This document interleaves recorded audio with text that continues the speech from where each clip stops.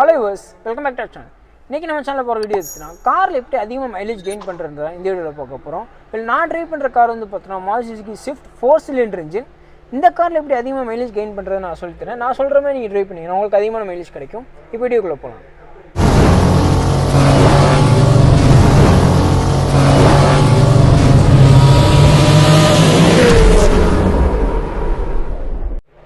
First thing வந்து பார்த்தோன்னா காரை ஸ்டார்ட் பண்ணி மூவ் பண்ணிடக்கூடாது. காரை ஸ்டார்ட் பண்ணி ஐடியில் ஆர்பிஎம் வர வரையும் காரை ஸ்டார்ட் பண்ணி ஐடியில் வச்சுருக்கணும். அப்படி ஐடியில் ஆர்பிஎம் வந்தோடனே மூவ் பண்ணுறது தான் ஃபஸ்ட் ஸ்டேஜ். மைலேஜ் எப்படி கெயின் பண்ணுறதுன்னு பார்த்தோன்னா இன்ஜின் ஆர்பிஎம் வந்து 2000 ஆர்பிஎம்குள்ளே மெயின்டைன் பண்ணணும். 2000 ஆர்பிஎம்குள்ளே மெயின்டைன் பண்ணுறது எப்படின்னா நீங்கள் வந்து ஆர்பிஎம் மீட்டர் வந்து உங்களுக்கு வந்து 2000 ஆர்பிஎம் தாண்டும் போது நீங்கள் வந்து கியர் அப்ஷிஃப்ட் பண்ணணும். அதாவது ஃபஸ்ட் கியரில் இருந்தால் நீங்கள் 2000 தாண்டும் போது செகண்ட் கியர் போகணும். அதே செகண்ட் கியரில் இருந்தால் செகண்ட் டு தேர்ட் அப்ஷிஃப்ட் பண்ணிக்கிட்டே இருக்கணும். வெல் அதே கியரை டவுன் கிரேட் பண்ணுறது எப்படின்னு பார்த்தோன்னா 1000 ஆர்பிஎம் கீழே வரும்போது நீங்கள் வந்து கியரை டவுன் பண்ணணும். வெல் இந்த மாதிரி நீங்கள் ட்ரைவ் பண்ணிங்கன்னா உங்களுக்கு வந்து நல்ல மைலேஜே கிடைக்கும். நீங்கள் எல்லாம் யோசிக்கலாம், நான் இப்போ டக்குன்னு கியர் ஷிஃப்ட் பண்ணினா எனக்கு கியர் பாக்ஸ் ப்ராப்ளம் வருமா? கண்டிப்பாக கியர் பாக்ஸ் ப்ராப்ளம் வராது. உங்களுக்கு வந்து ஸ்பீடு வந்து ரொம்ப ஸ்லோவாக போகும், அந்த மாதிரி ப்ராப்ளம் வராது. இது வந்து பார்த்தீங்கன்னா நீங்கள் வந்து 3 டிஜிட் ஸ்பீடு வரையும் இதில் கிளைம் பண்ணலாம். வெல் இப்படி பண்ணுறதுனால என்ன பெனிஃபிட்னா உங்களுக்கு வந்து ஸ்பீடு வந்து கிராஜுவலாக இன்க்ரீஸ் ஆகும். வெல் உங்களுக்கு வந்து பார்த்தீங்கன்னா சடன் புல் இருக்காது. அதாவது வந்து இன்ஜின் வந்து திணறாமல் கிராஜுவலாக ஸ்பீடு இன்க்ரீஸ் ஆகும். இதனால வந்து பார்த்தீங்கன்னா உங்களுக்கு வந்து நல்ல மைலேஜ் கிடைக்கும். தென் உங்கள் கூட வர பேசஞ்சரும் ரொம்ப சேஃபாக ஃபீல் பண்ணுவாங்கன்னு தான் சொன்னோம். நான் எப்படின்றத காட்டுறேன். இப்போ வந்து பார்த்தீங்கன்னா 4th கியரில் இருக்கேன். எனக்கு 2000 ஆர்பிஎம் தாண்டிடுச்சு. நான் வந்து 5th கியர் சேஞ்ச் பண்ணிட்டேன்.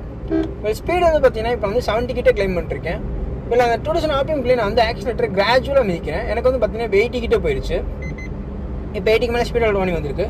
இப்போ ஸ்பீடு வந்து பார்த்தோன்னா நமக்கு வந்து 80 போயிடுச்சு. ஆனால் ஆர்பிஎம் வந்து பார்த்தோன்னா நமக்கு வந்து 2000 ஆர்பிஎம்ல இருக்குது. இல்லை நீங்கள் இப்போ ட்ரைவ் பண்ணிங்கன்னா லாங் ட்ரைவ் போகும்போது உங்களுக்கு வந்து கிராஜுவலான ஸ்பீட்லேயே போக முடியும். உங்களுக்கு வந்து மைலேஜும் நல்லா கிடைக்கும். வேறு கூட வர பேசஞ்சரும் ரொம்ப ரிலாக்ஸ்டாக இருப்பாங்க. ட்ரைவ் பண்ணுறதுக்கு உங்களுக்கு ரொம்ப சூப்பராக இருக்குன்னு தான் சொல்லுவோம். முக்கியமான டிப் வந்து பார்த்தோன்னா நீங்கள் வந்து ரேஷாக ட்ரைவ் பண்ணாதீங்க.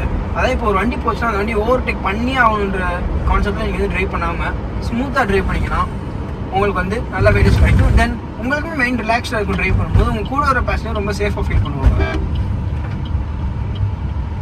இன்னொரு முக்கியமான விஷயம் இருக்குன்னா கியரை டக்குன்னு சேஞ்ச் பண்ணக்கூடாது. கியர் வந்து ஸ்மூத்தாக ஒரு விரல்லே நம்ம சேஞ்ச் பண்ணாலும் கியர் சேஞ்ச் ஆகும். இப்போ வர கார்ஸ்க்கெலாம் கியர் அப்படி தான் இருக்குது. அந்த மாதிரி சேஞ்ச் பண்ணால் ஈஸியாக சேஞ்ச் ஆகும். நம்ம வந்து ரொம்ப லாரி மாதிரி பழைய ஸ்போர்ட் கார் மாதிரி ஒரு மாதிரி டக்குன்னு சேஞ்ச் பண்ணிடுற அவசியம் இல்லை. இந்த மாதிரி ட்ரைவ் பண்ணிங்கன்னா கார் ரொம்ப சூப்பராக இருக்கும். தென் காருக்கு மெயின்டெனன்ஸ் செலவும் கம்மியாக தான் வரும். இதனால உங்கள் கார் ரொம்ப நல்ல லாங் லைஃப் வரும் தான் சொல்லணும். தென் இன்னொரு விஷயம், நம்ம கியரை சேஞ்ச் பண்ணும்போது நிறைய பேர் கிளச்சை ஃபுல்லாக பிடிக்க மாட்டாங்க. ஸோ இந்த மாதிரி ஓட்டினாலும் நமக்கு வந்து மைலேஜ் ப்ராப்ளம் வரும். ஸோ கியர் சேஞ்ச் பண்ணணும். கிளச்சை வந்து நம்ம ஃபுல்லாக அப்ளை பண்ணி கியர் சேஞ்ச் பண்ணணும். பாதி கிளச்சில் வச்சுக்கிட்டு நம்ம சேஞ்ச் பண்ணலாம். அதுவும் நமக்கு வந்து மைலேஜ் ட்ராப் ஆகும். தென் கிளச் பிளேட் போகிறதுக்கான சான்சஸும் இருக்குது. தென் இன்னொரு முக்கியமான விஷயம் பார்த்தோம்னா பிரேக்கிங் அடிக்கும்போது பார்த்தோன்னா இப்போ ஒரு ஸ்பீட் பிரேக்கர் வருதுன்னா நீங்கள் முன்னாடியே ஸ்லோ பண்ணிடணும். நம்ம பக்கத்தில் போய் பிரேக் அடிச்சோன்னா நமக்கு வந்து பிரேக் பேடும் தெரியும், கிளச் பிளேட்டும் தெரியும். இதனால மைலேஜ் ட்ராப் ஆகிறதுக்கான சான்சஸ் இருக்குது. காரோட மெயின்டெனன்ஸ் காஸ்ட்டும் அதிகமாக வரும்.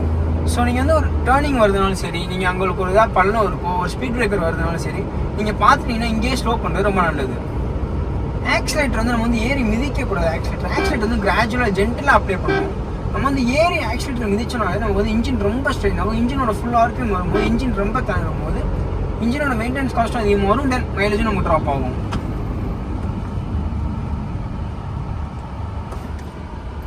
இன்னொரு முக்கியமான விஷயம் பார்த்தோன்னா இப்போ வர மாடர்ன் கார்ஸ் எல்லாமே நமக்கு வந்து கியர் ஷிஃப்ட் இண்டிகேட்டர் வருது, கியர் ஷிஃப்ட் அட்வைசருமே வருது. அதை ஃபாலோ பண்ணி நம்ம ட்ரைவ் பண்ணாலுமே நமக்கு வந்து ரொம்ப சூப்பரான மைலேஜ் கிடைக்கும் தான் சொல்லுவோம். ஓகே, இப்போ நான் சொன்ன மாதிரி நீங்கள் ட்ரைவ் பண்ணீங்கன்னா உங்களுக்கு நல்ல மைலேஜ் கிடைக்கும். இப்போ எனக்கு எவ்வளோ மைலேஜ் கிடைச்சிருக்குன்னு உங்களுக்கு ஸ்க்ரீனில் போடுறேன், நீங்கள் செக் பண்ணிக்கோங்க. நான் ட்ரைவ் பண்ண கார் வந்து பார்த்தோன்னா Maruti Suzuki Swift 4 cylinder engine. எனக்கு இந்த மைலேஜ் இதில் கிடச்சிருக்கு. இதே மாதிரி நீங்கள் ட்ரைவ் பண்ணிங்கன்னா உங்களுக்கு நல்ல மைலேஜே கிடைக்கும். நிறைய பேர் சொல்கிற மித்து என்னன்னா காரில் ஏசி ஆன் பண்ணால் நமக்கு வந்து மைலேஜ் கிடைக்காதுன்னு சொல்லுவாங்க. ஏசி ஆன் பண்ணால் நமக்கு வந்து ட்ராக் அதிகமாக இருக்கும். ஏசியிலனா ட்ராக் அதிகமாக இருக்கும், அதனால நமக்கு மைலேஜ் ட்ராப் ஆகும். ஸோ ஏசினால காரோட மைலேஜ் ட்ராப் ஆகிறதுக்கான சான்சஸ் கிடையாது. தென் இப்போ மாடர்ன் கார்ஸ் வந்து பார்த்தீங்கன்னா ஐடியல் ஸ்டார்ட் ஸ்டாப்லாம் வச்சிருக்காங்க. ஸோ அந்த ஐடியல் ஸ்டார்ட் ஸ்டாப் நீங்கள் யூஸ் பண்ணிங்கன்னா அதனால உங்களுக்கு அதிகமான மைலேஜ் கிடைக்கும். தென் ஹைபிரிட் கார்ஸ் இருந்தாலும் உங்களுக்கு அதுலேயும் நல்ல மைலேஜ் கிடைக்கும். ஓகே, இந்த வீடியோ உங்களுக்கு எல்லாருக்கும் பிடிச்சிருக்கும்னு நினைக்கிறேன். இந்த வீடியோ பிடிச்சா லைக் பண்ணுங்க, மறக்காம உங்கள் ஃப்ரெண்ட்ஸ்க்கும் ஷேர் பண்ணுங்க. இதே மாதிரி நெக்ஸ்ட் என்ன இன்ட்ரெஸ்டிங்கான கான்டென்ட் வேணுன்றதை நீங்கள் கமெண்ட் பண்ணுங்க, அதை நான் கவர் பண்ணுறேன். Meet in the next video. Take care. Bye.